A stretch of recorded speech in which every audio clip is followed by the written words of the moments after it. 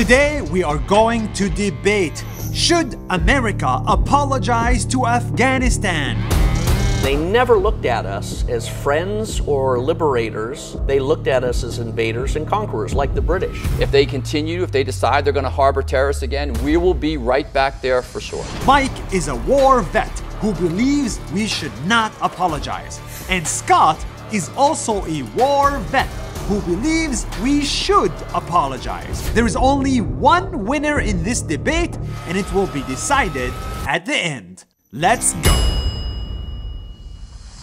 The United States went into Afghanistan in the first place because of the attacks on 9/11, because of Al-Qaeda being harbored by the Afghan government at the time. The Taliban is what they were. Other NATO countries joined in the fight. They decided to join with the United States. Article 5, they decided to say that we can't have a safe haven for terrorist activities. It was a new kind of warfare. In fact, I think this is the kind of war that was the most justified in a post-Cold War era for the United States. When I looked at 9/11, I looked at the Twin Towers and the impossibility of planes crashing through steel and concrete reinforced edification. I looked at Building 7, the Solomon Building, free falling into its own footprint, the impossibility of that occurring.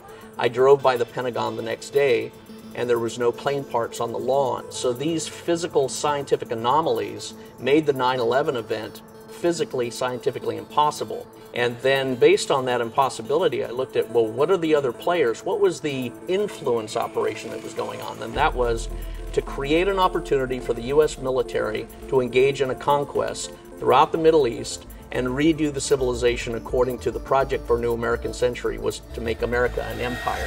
Scott, I don't want to dismiss your research on 9/11, but I was in New York City that day. I can tell you, we saw the videos, we saw planes hit the buildings. I can't say anything else. All I can tell you is that it's pretty definite those two planes hit those two buildings. America is not an empire. America has never been an empire. America has never had any colonial expansion type of opportunities or ambitions to do that. We don't see America doing what it could have done. So again, there's no purpose for the United States to start something like that at that grand scale. We don't have a history of killing our own citizens. It's just not what we do. Let's remember in 1991, the Soviet Union collapsed. America was the dominant power in the world. And there were a lot of agencies and organizations that were trying to develop a world controlled by the United States, essentially. Project for a New American Century was written, which said we need a catalyst event to trigger some sort of American interventionism all over the world. And General Wesley Clark confirmed 7 countries in 5 years had been targeted for takedown. So why the United States went in was purely for the purposes of building and strengthening a sense of empire, calling it something else, and part of that was changing the regimes all over the Middle East. Well, Scott, if that was the case in Afghanistan in particular, we failed miserably at it because we ended up being there for 20 years in different phases along the way. But that didn't stop us from spending over $1 trillion to try to reinforce democracy in Afghanistan. We tried to import that level of government there, and it just didn't work. We spent over $500 billion for the Afghan government itself, and America spent blood and treasure with regard to 2,400 or so soldiers that were killed along the way. So America was well invested on a success factor in Afghanistan. It just didn't go. I think all of us at the time of 9/11 were emotionally supercharged to jump into the fight and defend our country. And it was that enthusiasm that was manipulated into this great swell that would then carry us all over the Middle East. And there was a lot of money. We remember going back to Vietnam and what Eisenhower warned us of, the military-industrial complex. So there's so much money for Big Army. There's so much money for Booz Allen Hamilton, the contractor that I worked with along with Ed Snowden, SAIC, Northrop Grumman, McDonnell Douglas, Boeing. All of the military-industrial contractors had opportunities to make millions, if not billions, and Halliburton was another big one. So there was great money in war and bloodshed, but it's something that we as soldiers carried differently. But I don't think at the end of the day those companies made a lot of money at it. I think that they just kept going along. It kept more or less inertia. If you just break it down, the Bush administration got distracted in 2003 when they decided to invade Iraq and got tied up sending military units there. Barack Obama gets elected president. He says Afghanistan's the good war. He surges in 130,000 troops. He tried to fix it. After 2 presidents tried to fix it, you bring in the last president, couldn't do it. So again, it was poorly from the start and how we got out of it. Well, I looked at Afghanistan again, and we went in, and what were the other things that we did? Well, we dominated the opium fields, the opium heroin trade, which we had a past, getting back to Vietnam, we had a past operation involved with that. Undersecretary of State Dick Armitage was a key player in the heroin opium trade in Vietnam, and he was also present in the Afghanistan situation. So we went in, we overthrew the government, we took control of the drug opium fields. There was also rare earths that were there and special minerals. So I think Afghanistan was recognized as a great pie for the United States to go in and capture. They just didn't realize it was as hard as it was going to be. Yeah, but at the end of the day, the Defense Department budget is a small part of the GDP of the United States, 4 to 6%. It's not enough of a money grab for the United States to try to do something like that. Look, we lost reputation. I get it when we tried to get out the way we got out, but that's not how it started. The road to hell is paved with good intentions. We had those good intentions to bring democracy there. We recognize that we can't import democracy to these countries that haven't had it for 1,000 years. But again, it wasn't a money grab because it wasn't big enough of a money grab for it to happen. Well, again, I would come back to 9/11. The term everybody makes money or the government makes money in war is very key. We look at the Afghanistan war, we see the politicians made money by their campaign donations from the military-industrial complex contractors. We saw them make legislation that gave money to these contractors, building bombs and bullets. We saw the Patriot Act pass and Homeland Security be created. And the Patriot Act, of course, was the greatest unconstitutional act of restricting our freedoms and liberties ever in the history of the United States. It also introduced the executive order of the president to be able to murder, kill, annihilate, target American citizens without any due process. So instantly we had a president become Nero of the Roman Empire and everybody else a subservient slave that was fearful.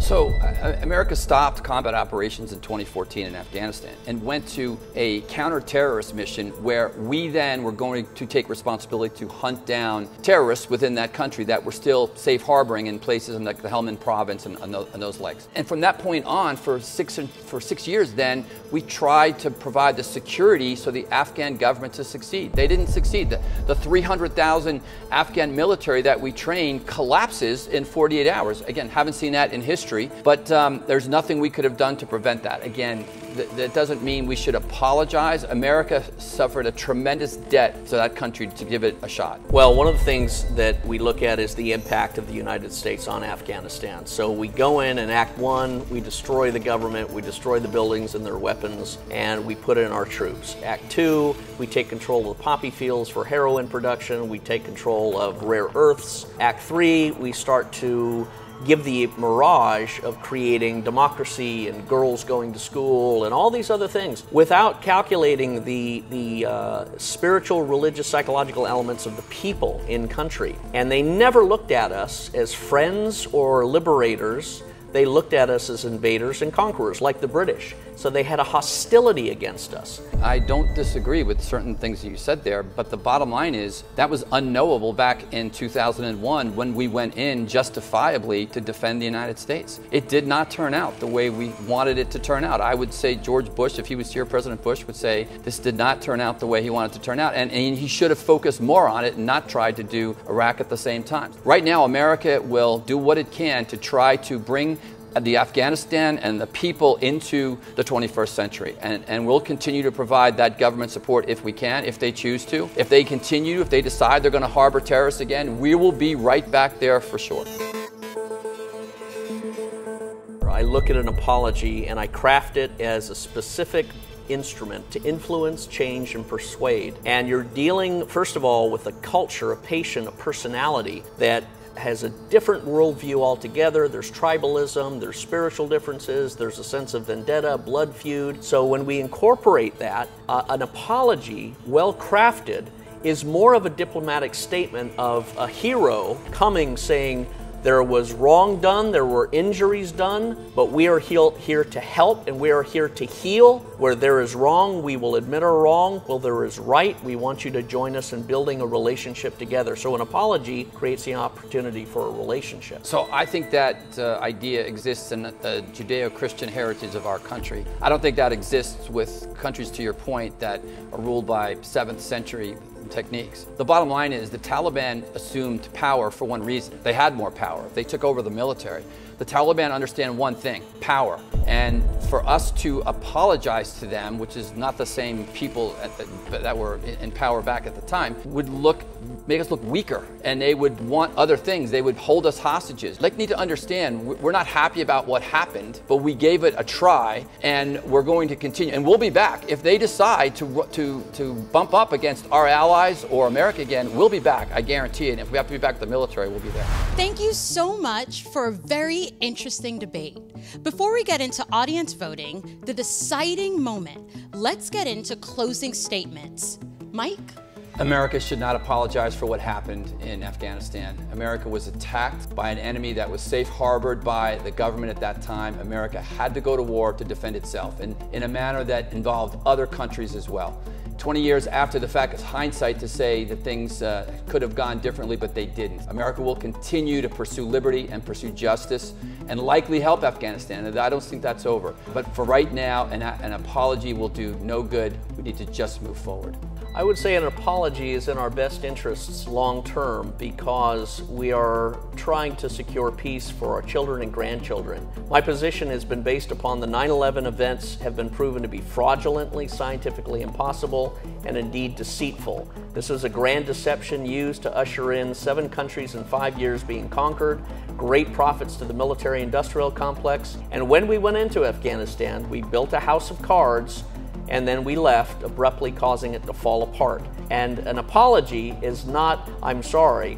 An apology is an offer of friendship, an offer of recognition of faults and failures and problems that we created, and an opportunity and an extension of friendship for a better future together. That is the way forward for our future generations. Now it's time to vote.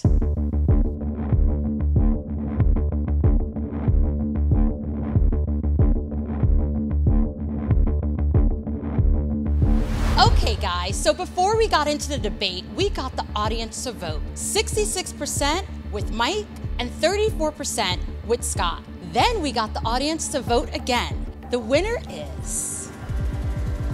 It's a tie! This is the first time in history that this has ever happened before. It is a tie. So, no one's minds were changed. What do you guys think? You need to wake up. We put a lot out there. I hope you'll take a look at it again, and hopefully you'll be more persuaded. Thank you so much for watching the debate. So who did you agree with, Mike or Scott? Let us know in the comments.